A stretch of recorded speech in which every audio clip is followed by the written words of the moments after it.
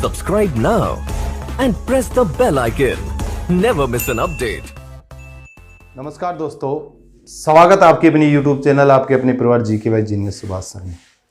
हमने चर्चा के विषय नाम से क्या है श्रृंखला शुरू कर रखी है और डेली आपको सुबह सुबह क्या है उसकी एक वीडियो मिलती है। ठीक है, तो आज जो चर्चा का विषय जो आपका है चर्चा का विषय क्या है? भारत का सबसे लंबा पुल। भारत का सबसे लंबा पुल भूपेन हजारिक भी। ठीक है, भूपेन हजारिक सेतु के बारे में। ठीक है, यानी भारत का सबसे लंबा पुल जो है भूपेन हजारिक जो सेतु, उसके बारे में क्या है आज हमारा चर्चा के विषय है। ठीक है, भूपेन हजारिक के पुल को पहले किस नाम से जाना जाता था? डोला सदिया भी। ठीक है, डोला सदिया पुल के नाम से जाना जाता था। डोला सदिया सेतु कह सकते हो, डोला सदिया सेतु के नाम से इसको जाना जाता था। बाद में इसको नाम क्या दिया गया था? भूपेन हजारिक सेतु। सबसे इंपॉर्टेंट आपका बनता है भी लंबाई का, जैसे जिक्र किया भी सबसे लंबा है, तो कितना लंबा है? लंबाई का जब हम जिक्र करते हैं तो ये 9.15 किलोमीटर लंबा है। ठीक है, 9.15 किलोमीटर लंबा है। और चौड़ाई का अगर हम जिक्र करें भी इसकी चौड़ाई कितनी है, तो चौड़ाई है लगभग 42 फीट भी। ठीक है भी, यानी लगभग 42 फुट क्या है चौड़ा है। और लंबाई का हम जिक्र करें तो 9.15 किलोमीटर ये लंबा है। भूपेन हजारिक जो सेतु है ये किस नदी के ऊपर जो बना है? नदी का जैसे जिक्र करते तो ये लोहित नदी है भी। क्या है?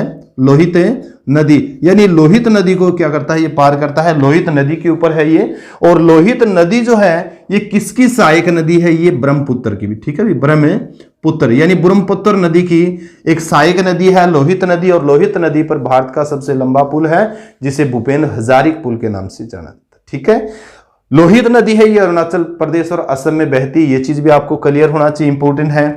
इसके बाद में जैसे जिक्र करते हैं भूपेन हजारिक पुल का जो कार्य शुरू हुआ था वो 2011 में भी। कब कार्य शुरू हुआ था इसका? 2011 में कार्य शुरू हुआ था। 2017 में भी, यानी मार्च 2017 में ये बनकर क्या हो गया था? तैयार हो गया था, कार्य बंद हो गया था। और 26 मई 2017 को इसका उद्घाटन कर दिया, आम जनता के लिए खोल दिया गया था। 26 मई 2017 को उद्घाटन किसने किया था? तो आपको ध्यान होना चाहिए वर्तमान जो पीएम है आपके नरेंद्र मोदी का जैसे जिक्र करते हैं। और सड़क व परिवहन मंत्री भी, सड़क है वह परिवहन जो मंत्री है आपके नितिन गडकरी भी। क्या है? नितिन गडकरी। तो नितिन गडकरी ने क्या किया था? इसका उद्घाटन किया था 26 मई 2017 को, आम जनता के लिए खोल दिया गया। ये जो पुल है आपका ढोला सदिया, जैसे मैंने लिखा है, ढोला आपका अरुणाचल प्रदेश है भी। ढोला जो रहेगा आपका अरुणाचल प्रदेश में है, अरुणाचल प्रदेश में। और सदिया जो आपका है ये सदिया है यानी असम का तिनसुकिया जिला में। ठीक है भी, असम में है भी, यानी सदिया जो है वो असम में है। असम के तिनसुकिया जिले में ये सदिया आपका, यानी सदिया और डोला को आपस में जोड़ने का काम करता है। अरुणाचल प्रदेश और असम को जोड़ने का ये क्या है? काम करता है। ये चीज आपको क्लियर होना चाहिए।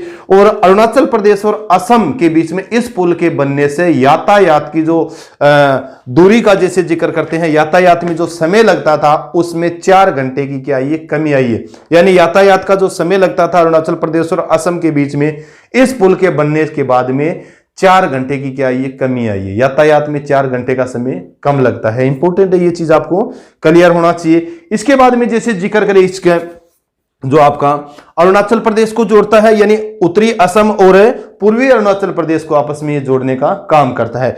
उत्तरी असम और अरुणाचल के बीच में सड़क मार्ग का ये बड़ा ही महत्वपूर्ण संपर्क है। ठीक है, ये चीज आपको क्लियर होना चाहिए। अब थोड़ा सा हमें भूपेन हजारिक के बारे में भी जानकारी होनी चाहिए।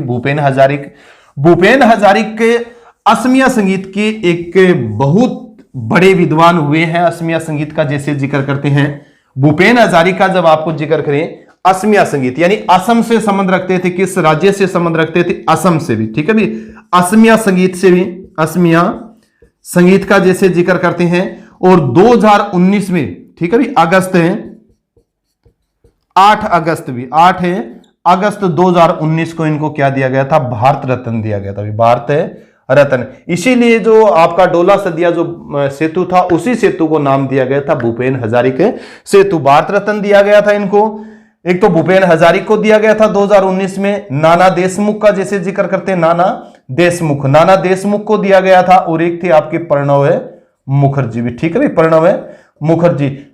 भूपेन हजारिका और नाना देशमुख को मरणोपरांत क्या दिया गया था? भारत रत्न दिया गया था। भूपेन हजारिका को 1992 में संगीत जैसे जिक्र करते फिल्म क्षेत्र का सर्वोच्च जो पुरस्कार है दादा साहेब फाल्के पुरस्कार भी दिया गया। तो आज हम चर्चा कर रहे थे भारत के सबसे लंबे पुल के बारे में, यानी भूपेन हजारिका पुल के बारे में। किस नदी के ऊपर है? आपके लोहित नदी है। लोहित किसकी सहायक नदी? आपकी ब्रह्मपुत्र की सहायक नदी है। तो आज की क्लास में इतना ही। क्लास कैसी लगी आप मेरे को कमेंट करके जरूर बताएं। इसी के साथ सभी बच्चों को जय हिंद, जय भारत।